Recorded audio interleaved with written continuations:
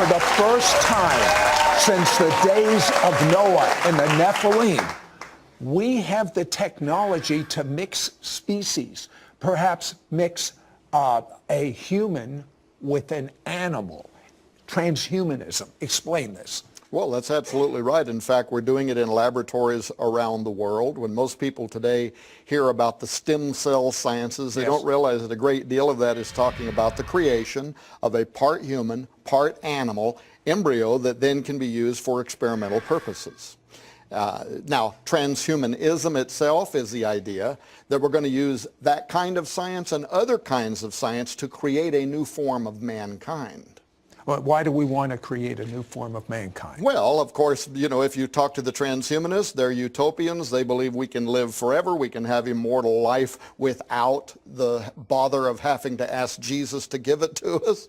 We can upload our brains. We can live forever inside artificial intelligence systems. There's a great deal that the transhumanist community believes, but when it comes to genetics, when it comes to kind of repeating what happened in the days of Noah, where these fallen angels corrupted bloodlines, they believe that we can improve our species, open new modes of perception. By blending ourselves with animals, we might even be able to see into the supernatural realm. Okay, and among the transhumanists, they aspire to do that.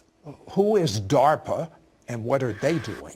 DARPA is the Defense Advanced Research Projects Agency. It's one of the large departments of the U.S. that uses our tax dollars to hire other people to come up with great ideas, private laboratories, things like that. But in last year's operating budget and in this year's operating budget, for instance, they have set aside millions of dollars for rewriting the DNA of our soldiers.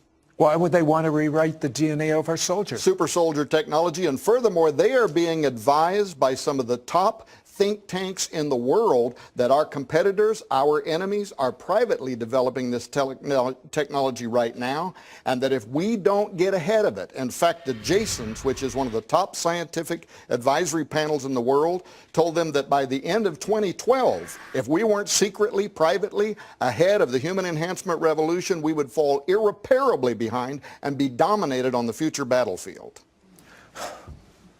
What about the mark of the beast? How does this tie in? Well, the mark of the beast, I think this could play in the form of like a living chip, a biochip.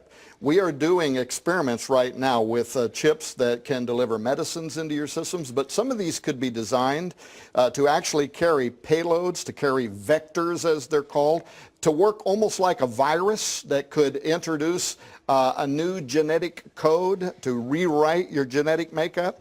And some people believe that perhaps that's how the mark of the beast will alter humans so that they're no longer redeemable by literally going through their system and rewriting their genetic makeup. You're saying a lot. Who's funding this? Well, you are. I am. No, not me. Yeah. How? Yeah, as a matter of fact, well, because there are departments in the U.S. government like the National Institute of Health. That's the largest one in the U.S. that doles out your money for health-related science and research. And right now, they are giving grants to universities that are actually developing the legalese, the language that will be used for extending, for instance, constitutional rights to human non-humans, to humans of the future whose genetic material has been altered sufficiently enough to no longer even be considered to be human. Well, what about the ethics of this? Will these people be considered humans? Will they be considered equal to us? Will they be able to vote? Or will they be like pets if they're half human and half animal?